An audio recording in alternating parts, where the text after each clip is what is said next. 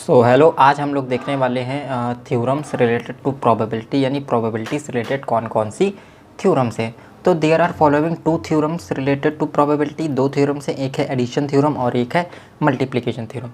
तो addition theorem और multiplication theorem को हम लोग ज़रा ध्यान से इधर देखते हैं कि एडिशन थ्योरम में क्या होता है, एक्सक्लूसिव इवेंट्स होते हैं, ठीक है। और मल्टीप्लिकेशन थ्योरम में क्या होता है, इंडिपेंडेंट इवेंट्स होते हैं। या हम ऐसे कह सकते हैं कि जब एक्सक्लूसिव इवेंट्स होंगे तो अब हम एडिशन थ्योरम का यूज़ करेंगे, जब इंडिपेंडेंट इवेंट्स होंगे तो हम मल्टीप्लिकेशन थ्योरम का यूज़ करेंगे।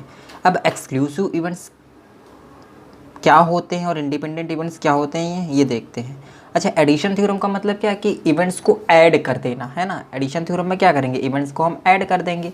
और मल्टीप्लिकेशन थ्योरम में क्या करेंगे, इवेंट्स को हम मल्टीप्लाई कर देंगे, ठीक है।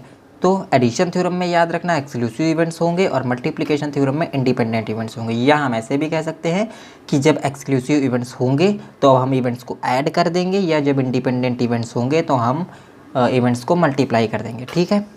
अब एक्सक्लूसिव इवेंट्स क्या होते हैं, तो यहाँ देखते हैं कि when two events occur such that when one event is happen then other does not happen, और when other event is happen then first event does not happen, these events are called exclusive events. Exclusive events ऐसे events होते हैं जो एक समय में एक ही हो सकते हैं, ना, एक दूसरे को अफेक्ट करते हैं। अब एक दूसरे को अफेक्ट करते हैं, जैसे हमने कोई सिक्का उछाला, हेड या टेल, तो एक समय में एक ही चीज़ आएगा, या तो हेड आएगा या तो टेल आएगा, है ना। अगर हेड आया तो टेल नहीं आएगा, यानी हेड आने की जो हेड है वो टेल को नेग्लेक्ट कर रहा है, मतलब टेल आने को रोक रहा है ना। तो हेड आएगा तो टेल नहीं आएगा, टेल आएगा तो हेड नहीं आएगा। तो हेड आया तो टेल नहीं आया, तो टेल पर फ़र्क क्या आया कि टेल नहीं आया हेड आने से, ना। तो हेड ने टेल को अफेक्ट किया। इसी तरह अगर टेल आया तो हेड नहीं आएगा, तो टेल हेड को अफेक्ट करेगा। यानी एक दूसरे को एक्सक्लूसिव इवेंट्स में क्या होता है, इवेंट्स एक दूसरे को अफेक्ट करते हैं, है ना। एक समय में एक ही इवेंट होगा एक्सक्लूसिव इवेंट्स में, ऐसा होता है। और इंडिपेंडेंट दूसरा क्या है, इंडिपेंडेंट इवेंट्स। इंडिपेंडेंट इवेंट्स क्या होते हैं, जो एक दूसरे को अफेक्ट नहीं करते हैं, जिनसे एक दूसरे का कोई लेना देना ही नहीं होता। जैसे ये एक बॉक्स है, ठीक, एक बॉक्स में मान लो ये ऐसे बॉल रखी हुई हैं, 5 ब्लैक बॉल रखी हुई हैं और हमारे पास 4 ऐसे ग्रीन बॉल रखी हुई हैं, ठीक है। अब हमने इसके अंदर हाथ डाला रेंडमली और बिना देखे हुए कोई एक बॉल निकाली। मान लो पहली बॉल पर ग्रीन बॉल निकल आई, पहली बार में ग्रीन निकल आई, ठीक। अब दूसरी बार जब निकालेंगे तो हो सकता है ग्रीन निकले, हो सकता है ब्लैक निकले। मान लो दूसरी बार में ब्लैक निकल आई, ठीक। तो जो पहली बॉल में ग्रीन निकली वो उसका दूसरे से कोई लेना देना नहीं है कि दूसरा ब्लैक निकला तो पहली ग्रीन थी तो दूसरा ब्लैक निकला, ऐसा कोई नहीं है। दूसरी बार में ग्रीन भी निकल सकती थी, ब्लैक भी निकल सकती थी। तो ये दोनों क्या हो गए, इंडिपेंडेंट इवेंट्स। इन दोनों का आपस में कोई लेना देना नहीं है। तो एक्सक्लूसिव इवेंट्स क्या होती है, इंडिपेंडेंट इवेंट्स क्या होती है, हम जान गए। अच्छा, अब देखो क्या है कि फॉर फाइंडिंग, यहाँ देखिए, for finding the probability of exclusive events probability of all events are added. Exclusive events में क्या करते हैं, प्रोबेबिलिटी को ऐड कर देते हैं। और मल्टीप्लिकेटिव इवेंट्स में क्या करेंगे, for finding the probability of, यहाँ पर अगर इंडिपेंडेंट इवेंट्स होता तो क्या हो जाता, इवेंट्स को सब हम मल्टीप्लाई कर देते, ठीक है।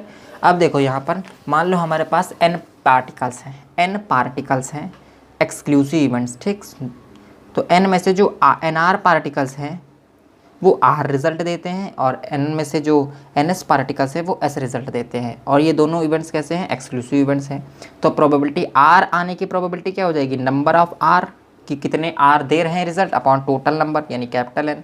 फिर S आने की प्रोबेबिलिटी क्या हो जाएगी कि नंबर ऑफ S, कि कितने जो हैं रिजल्ट्स, कितने जो हैं पार्टिकल्स S रिज़ल्ट दे रहे हैं। तो NS पार्टिकल्स S रिज़ल्ट दे रहे हैं अपॉन टोटल नंबर यानी कैपिटल N होगा यहाँ, ठीक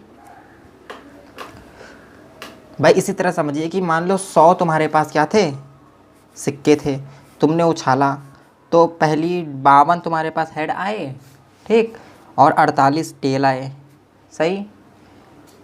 तो 52 हेड यानी हेड रिजल्ट शो हुए यहाँ पर, और यहाँ पर टेल रिजल्ट शो हुए, ठीक। तो प्रोबेबिलिटी निकालेंगे तो क्या हो जाएगा भाई, NR जितने जो पार्टिकल्स है वो उसको शो कर रहे होंगे हेड को, अपॉन जितने अपॉन टोटल, यानी 52 अपॉन हेड आने की प्रोबेबिलिटी ये हो जाएगी, है ना, PH अगर बोले हम तो। उसी तरह टेल आने की अगर हम प्रोबेबिलिटी नहीं PT निकालें तो 48 अपॉन 100 हो जाएगा, है ना। तो उसी तरह से कि n पार्टिकल्स हैं जिसमें से nr पार्टिकल्स और ns पार्टिकल दो टुकड़े दो भागों में बट गए पार्टिकल्स। अब nr पार्टिकल्स हैं r रिजल्ट देते हैं, ns पार्टिकल्स s रिजल्ट देते हैं, r आने की प्रोबेबिलिटी nr/n, और ये समझ गए, ठीक है। अच्छा, इसी तरह अगर हम इंडिपेंडेंट इवेंट्स की बात करें तो मान लो n पार्टिकल्स हैं, nr पार्टिकल्स ns पार्टिकल्स फिर से वही टूटे, nr particles r result show कर रहे हैं, ns particles s result show कर रहे हैं, तो जो r आने की प्रोबेबिलिटी nr/n हो जाएगी ns बटे, लेकिन ये दोनों इवेंट्स कैसे हैं, इंडिपेंडेंट इवेंट्स हो जाएंगे, ठीक।